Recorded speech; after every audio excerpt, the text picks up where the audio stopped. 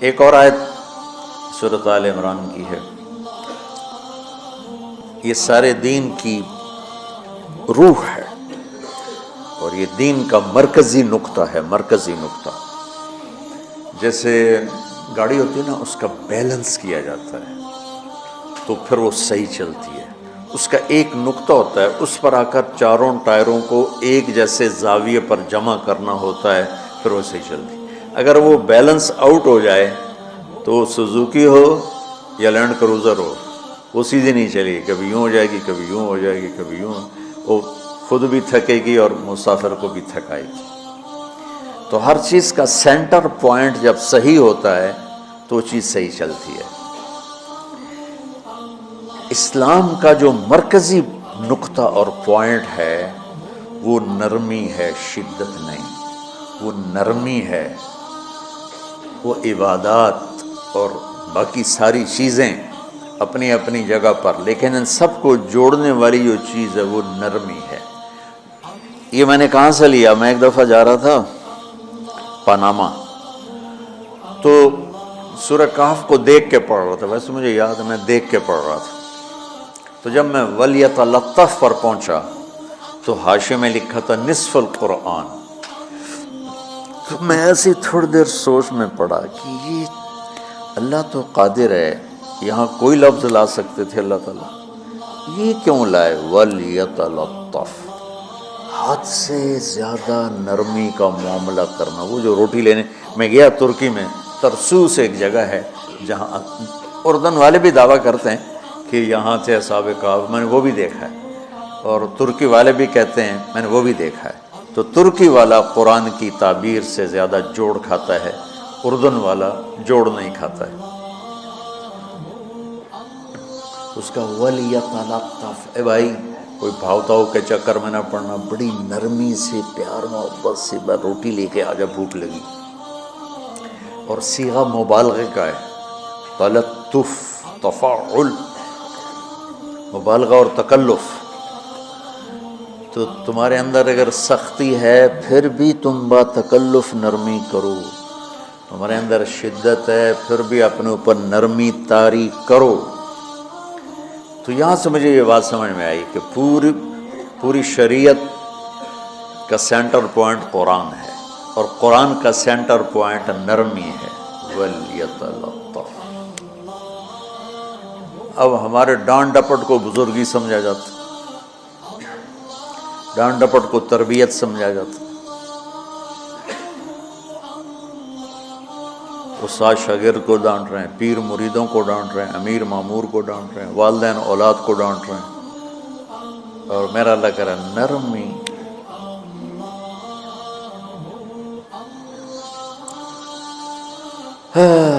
اب آیت سنو، یہ بات سمجھ میں آ گئی؟ اب آیت سنو، اللہ تعالیٰ فرما رہا ہے اپنے محبوب سے، فَبِمَا رَحْمَةٍ مِّنَ اللَّهِ لِنْتَ لَهُمْ وَلَوْ كُنْتَ فَظًّا غَلِيظَ الْقَلْبِ لَانفَضُّوا مِنْ حَوْلِكَ فَاعْفُ عَنْهُمْ وَاسْتَغْفِرْ لَهُمْ وَشَاوِرْهُمْ فِي الْأَمْرِ فَإِذَا عَزَمْتَ فَتَوَكَّلْ عَلَى اللَّهِ إِنَّ اللَّهَ يُحِبُّ الْمُتَوَكِّلِينَ۔ لِنْتَ لَهُمْ بِرَحْمَةِ اللَّهِ، یوں ہونا چاہیے، جو نحو کا قاعدہ ہے، فعل پہلے ہوتا ہے اس کے متعلقات بعد میں ہوتے ہیں۔ تو لِنْتَ لَهُمْ بِرَحْمَةِ اللَّهِ، آپ اللہ کی رحمت سے نرم ہو کے اپنے امت کے لیے۔ لیکن اللہ تعالیٰ نے فَبِمَا، اللہ نے اپنے نبی پر جتنے احسان قرآن میں بتلائے ہیں، أَلَمْ يَجِدْكَ يَتِيمًا فَآوَىٰ وَوَجَدَكَ ضَالًّا فَهَدَىٰ وَوَجَدَكَ عَائِلًا فَأَغْنَىٰ أَلَمْ نَشْرَحْ لَكَ صَدْرَكَ وَوَضَعْنَا عَنْكَ وِزْرَكَ الَّذِي أَنْقَضَ ظَهْرَكَ وَرَفَعْنَا لَكَ ذِكْرَكَ إِنَّا أَعْطَيْنَاكَ الْكَوْثَرَ هُوَ الَّذِي أَيَّدَكَ بِنَصْرِهِ وَبِالْمُؤْمِنِينَ۔ اب قرآن میں دیکھو وَكَانَ فَضْلُ اللَّهِ عَلَيْكَ كَبِيرًا، اللہ نے قرآن میں اپنے نبی پر جو احسان کیے وہ بتائے اور جتلائے کہ ہم نے آپ کے ساتھ یہ کیا، یہ کیا، یہ کیا۔ یہ احسان جیسے اللہ نے بتایا ہے نا اپنے نبی کو، یہ احسان نرمی والا، جس طریقے سے بتایا اس طریقے سے کسی احسان کو ذکر نہیں کیا۔ فَبِمَا، میرے ہاتھوں کو دیکھو، ہم جب کہتے ہیں بہت بڑا، اس سے آگے تو ہمارے ہاتھ نہیں جاتے نا۔ تو میرا ایک بھتیجا تھا تو دیر سے بولا، جب وہ گاڑی پہ ہوتا تو ہم کہتے کس چیز پر آئے ہو، تو وہ یوں یوں کرتا، اور جب وہ بس پہ آتا تو کہتا ایسے ایسے کرتا، ایسے ایسے، کہ بھئی بس بڑی ہوتی ہے نا تو اس کا یوں اشارہ کرتا، اور گاڑی چھوٹی تو اس کا یوں اشارہ کرتا۔ تو فَبِمَا، یہ جو فَبِمَا رحمہ ہے نا، یہ زمین آسمان سے بھی باہر نکل گیا ہے، اور مشرق و مغرب سے پار ہو گیا، شمال جنوب سے پار ہو گیا، فوق تحت سے پار ہو گیا۔ اللہ تعالیٰ فرما رہا ہے میرے محبوب میری اتنی بڑی رحمت آپ پر آئی جس کو آپ کے رب کے سوا کوئی نہیں جانتا، اور پھر آپ نرم ہو گئے، نرم ہو گئے۔ ان اللہ لا یعطی علی الرفق ما لا یعطی علی العنف، اللہ جو نرمی پہ دیتا ہے وہ سختی پہ نہیں دیتا۔ لو کان الرفق خلقا لما رأى الناس خلقا احسن منہ، نرمی کی کوئی شکل ہوتی تو اس سے حسین کائنات میں کوئی شکل نہ ہوتی، جنت کی حور سے بھی اعلیٰ شکل ہوتی۔ وَلَوْ كَانَ الْعُنْفُ خَلْقًا لَمَا رَأَى النَّاسُ خَلْقًا أَبْغَضَ مِنْهُ، اور اگر بد اخلاقی کی، سخت مزاجی کی کوئی شکل ہوتی تو شیطان سے بھی زیادہ خوفناک ہوتی۔ امام اسماعیل رحمۃ اللہ علیہ بڑے علامہ گزرے ہیں اور قرآن کی بڑی خدمت کی ہے لغت کے لحاظ سے،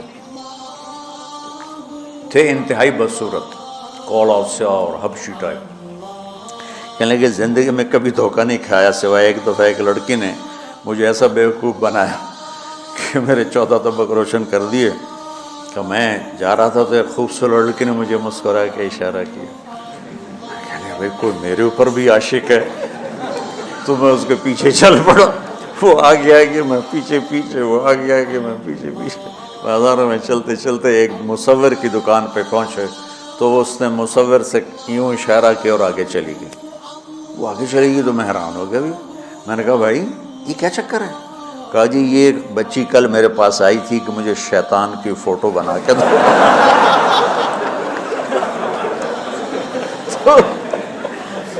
تو میں نے اس سے کہا بیٹی میں نے تو شیطان دیکھا نہیں، تو مجھے دکھا تو میں اس کا فوٹو بناؤں، تو آج تمہیں لے کر کہہ رہی تھی یہ ہوتا ہے، ایسا ہوتا ہے۔ تو اگر سختی کی کوئی شکل ہوتی نا تو شیطان سے بھی بدصورت ہوتی۔ تو ہماری زندگی میں جو آئی ہیں نا رکاوٹیں، اس کا کوئی بڑا سبب نہیں ہے، یہ اسباب ہیں چھوٹے چھوٹے مل کے بڑے ہو، زبان کی شدت، بول کی شدت، نظر کی شدت، طعنے تشنیع، مار پٹائی، اس نے ہمارے رشتوں کو تار تار کر دیا۔ اور میں قربان جو میرا اللہ تعالیٰ کہہ رہا ہے لو کنت فظا غلیظ القلب، اگر آپ کی زبان میں شدت ہوتی، آپ کے مزاج میں شدت ہوتی، لانفضوا من حولک، انفضوا کا مطلب بتایا تھا نا کل پرسوں، بھگدڑ مچ جانا، پیچھے مڑ کے نہ دیکھنا، معلم محمد مصطفیٰ جیسے ہوں صلی اللہ علیہ وسلم، اور طلبہ اصحاب رسول جیسے ہوں،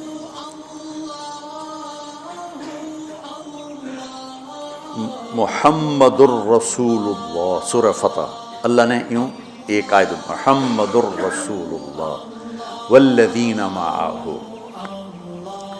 یہاں محمد اللہ کے رسول ہیں، یہ دعویٰ ہے، یہ دعویٰ ہے کہ یہ میرے رسول ہیں۔ تو پوچھنے والا پوچھتا ہے کہ اس کی دلیل کیا ہے، تو اللہ کہتا ہے اس کے ساتھیوں کو دیکھ لو، ایسے ساتھی صرف نبی کے ہوتے ہیں اور کسی کے نہیں ہوتے۔ والذین معہ، معیت بہت بڑا شرف ہے، اور وہ کیسے ہیں؟ اشداء علی الکفار ہیں، رحماء بینہم ہیں، وہ کیسے ہیں؟ تراہم رکعا سجدا، کوئی سجدوں میں گڑ گڑا رہا، کوئی رکوع میں گڑ گڑا رہا، اور اخلاص ایک باریک چیز ہے جس کو موت سے پہلے ہم دعویٰ نہیں کر سکتے کہ میں جو کچھ کر رہا ہوں اخلاص سے کر رہا ہوں، لیکن وہ اتنے اللہ کے قریب ہوئے کہ اللہ نے ان کے اخلاص کی خود گواہی دی، یبتغون فضلا من اللہ ورضوانا۔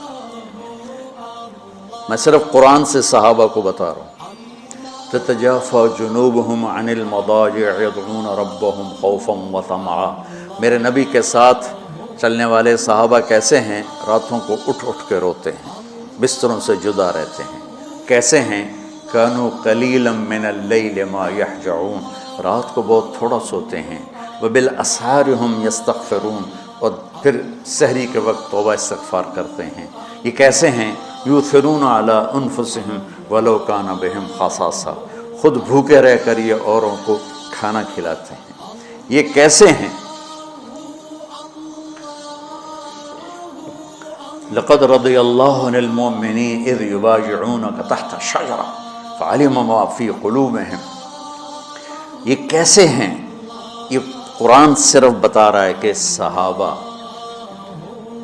آخری بات درجہ بندی کی، لا یستوی منکم من انفق من قبل الفتح وقاتل۔ میرے محبوب، آپ کے صحابہ کی دو ہیں جماعتیں، ایک وہ ہیں جو فتح مکہ سے پہلے ایمان لائے، اور ایک وہ ہیں جو فتح مکہ اور اس سے آخر تک ایمان لائے۔ یہ جو بعد والے ہیں نا، یہ پہلے والوں کے برابر نہیں ہو سکتے، اللہ نے فرق مراتب رکھا ہے۔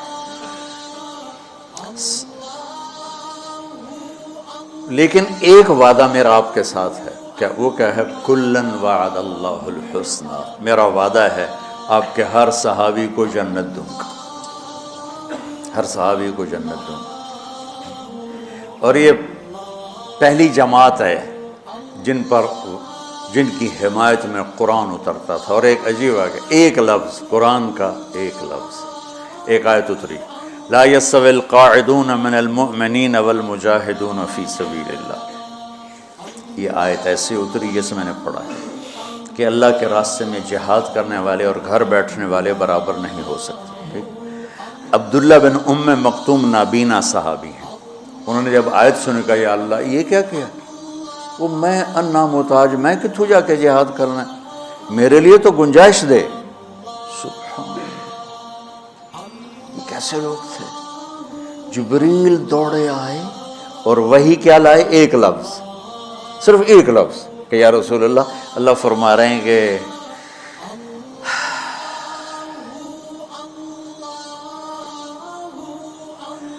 کیا ہے؟ عبس وتولی اذ جاءہ الاعمی، کا میرے بندے کی فریاد میرے پاس پہنچ چکی ہے، لہٰذا اب اس آیت کو یوں پڑھا جائے، لا یستوی القاعدون من المؤمنین غیر اولی الضرر والمجاہدون فی سبیل اللہ، کہ جو معذور ہیں ان کے علاوہ جو صحت مند ٹھیک ٹھاک ہیں وہ اور جو میرے راہ میں ہیں برابر نہیں ہو سکتے۔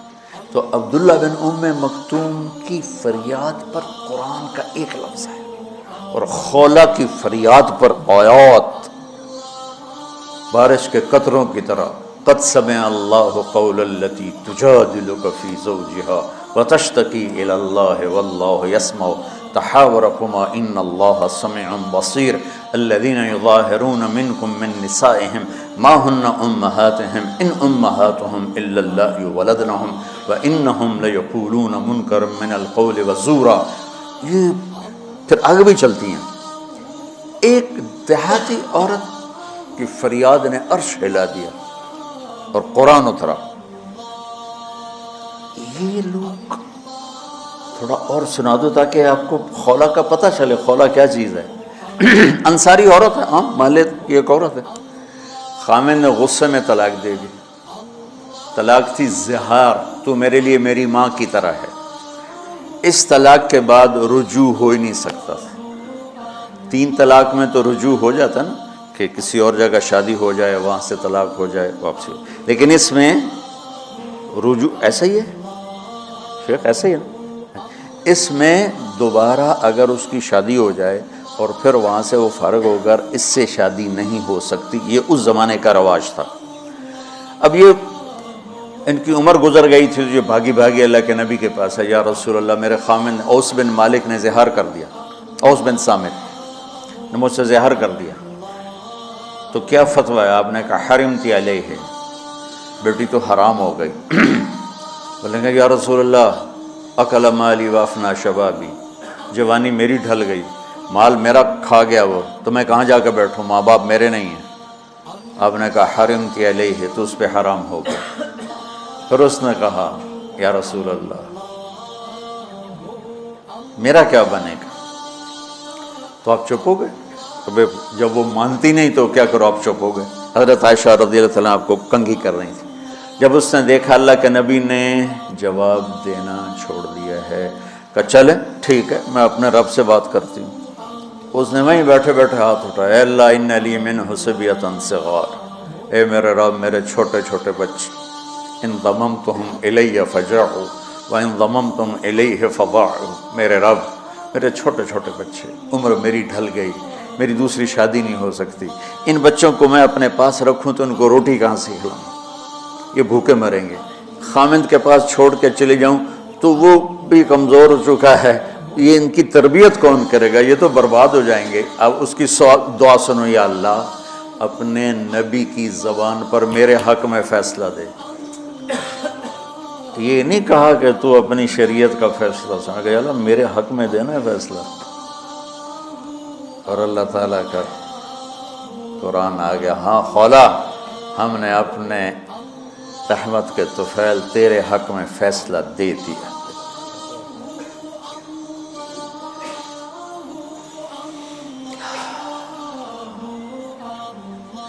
اتنے بڑے مقام کے لوگ، لفظ کیا آ رہا ہے، لن فضوا من حولی، یہ آپ کو چھوڑ کے بھاگ جاتے۔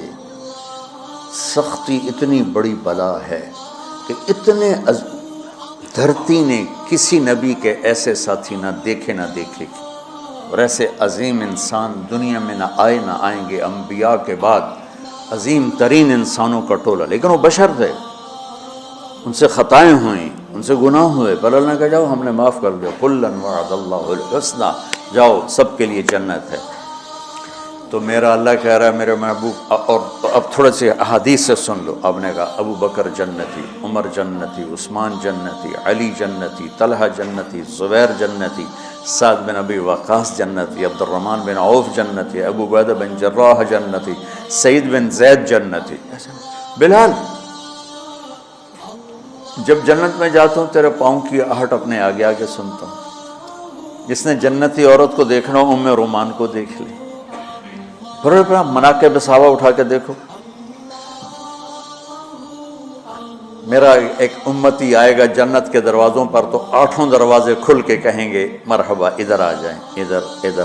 سلمان فارسی ایسے ہوئے، یا رسول اللہ کون ہے یہ؟ تو آپ نے کہا یہ بیٹھا ہے ابو بکر، اس کو جنت کے 8 دروازے پکاریں گے۔ عمر ایک محل دیکھا بہت عالیشان، میں سمجھا میرا ہے۔ جب جانے لگا تو فرشتے نے کہا آپ کے غلام عمر بن خطاب کا ہے۔ عثمان جنت میں ہر نبی کا رفیق ہے، میرا رفیق تو ہے۔ پھر حضرت علی کا ہاتھ پکڑ کے کرتے کرتے کرتے یہاں لگا دیا، علی تو بھی خوش ہو جا، جنت میں تیرا گھر میرے گھر کے سامنے ہے۔ طلحہ زبیر، ہر جنتی کا ایک خادم، میرے 2 خادم طلحہ اور زبیر۔ تو اس ایک لائن لگی پڑی ہے، اور میرا اللہ کہہ رہا ہے میرے محبوب اگر آپ کے مزاج میں شدت ہوتی تو ایسے عظیم الشان لوگ آپ کو چھوڑ کے بھاگ جاتے۔ بچو کیا کرو، سنا سنا کے بھی تھک گیا۔ ایک بلبل ہے کہ ہے محو ترنم اب تک، اس کے سینے میں ہے نغموں کا تلاطم اب تک، قید موسم سے طبیعت رہی آزاد اس کی، کاش گلشن میں کوئی سمجھے فریاد اس کی۔ میں تو پچھلے 20 سال سے فریاد کر رہا ہوں، او بھائیو نرمی اختیار کرو، محبتیں اختیار کرو، نفرت ہو، اختلاف کرو نفرت تو نہ کرو۔ بیوی سے اختلاف ہو گیا ہے تو نفرت تو نہ کر، بیوی کو خامن سے ہو گیا نفرت تو نہ کر، بہن بھائیوں میں ہو جاتی اونچ نہیں، نفرت ہے تو نہ کرو، سلام دعا ختم۔ تو آپ فارغ ہونے والے ہو، یہ اسباق یاد رکھو گے تو آپ ہی کو فائدہ ہوگا انشاءاللہ۔ پھر جہاں جاؤ گے گلاب کے پھول کی طرح مہکو گے۔ چمن میں بہت سے پھول ہوتے ہیں، لیکن جہاں گلاب کھلا ہوتا ہے سب کی نظر وہیں جا کر ٹکتی۔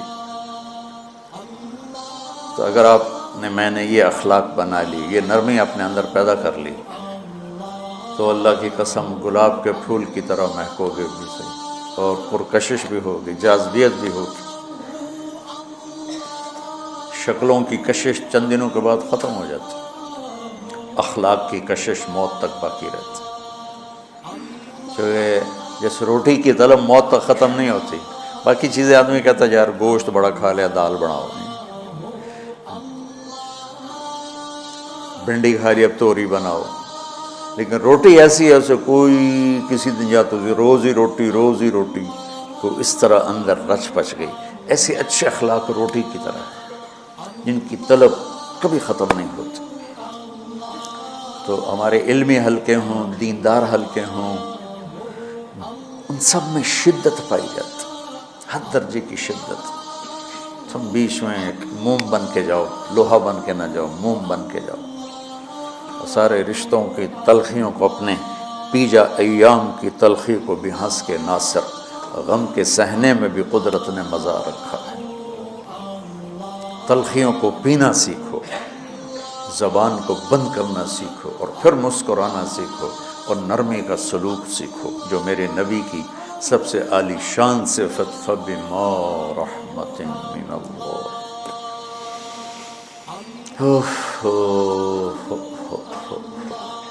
یہ واقعہ پتہ کب کا ہے؟ جب احد کی لڑائی میں شکست ہو گئی نا، تو کافی سارے صحابہ میدان چھوڑ کے دوڑ گئے۔ تو جب ابو سفیان کا لشکر واپس چلا گیا تو وہ واپس آئے، وہ سب ڈرے ہوئے تھے کہ اب ہمیں بڑی ڈانٹ پڑے گی، ہمیں بڑی ڈانٹ پڑے گی۔ شہاب الدین غوری نے تراوڑی کی پہلی جنگ لڑی تھی پرتھوی راج کے خلاف۔ ہم جو چوہان راجپوت ہیں ہم اس کی نسل سے ہیں، پرتھوی راج، تو وہ شکست ہو گئی۔